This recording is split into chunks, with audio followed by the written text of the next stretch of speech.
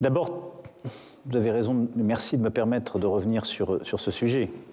Ayant évoqué l'attaque terroriste du Hamas contre Israël, toutes les vies se valent. Et nous sommes bouleversés par aujourd'hui les vies qui sont touchées à Gaza et qui sont en quelque sorte la conséquence de cette attaque terroriste du Hamas. Et la responsabilité est immense de ce groupe terroriste qui a déclenché cette riposte. Je l'ai dit, nous menons des opérations humanitaires multiples, avec nos militaires, avec nos diplomates, avec nos largages, fret, médicaments, vivres, en périphérie et sur la bande de Gaza. Mais la priorité est le cessez-le-feu. J'ai quasiment chaque semaine le Premier ministre Netanyahou en ligne.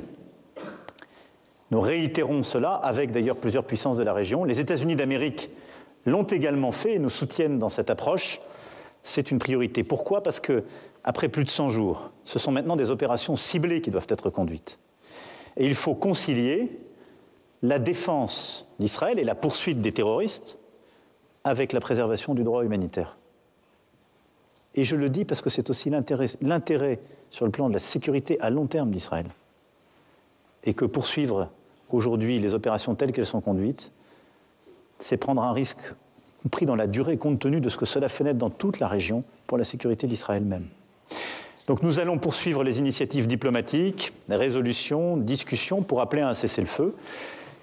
Et je vais poursuivre le contact bilatéral pour essayer de l'obtenir de manière très concrète. C'est ça maintenant la priorité. Car on le sait, c'est ce qui permettra d'aller au contact des populations, de les protéger. Et tout ça est lié à quoi ?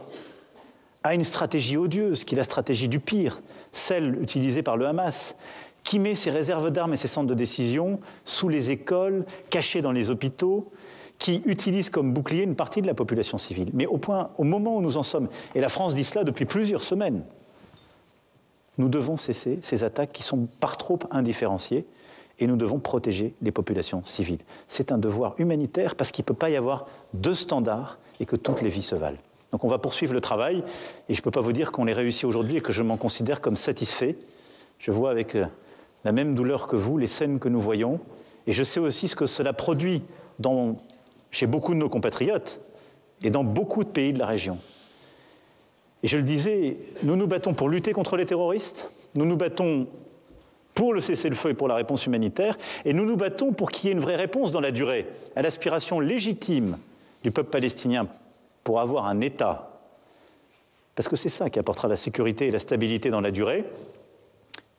Et je ne voudrais pas que ce qui est en train de se passer compromette la possibilité d'une solution politique.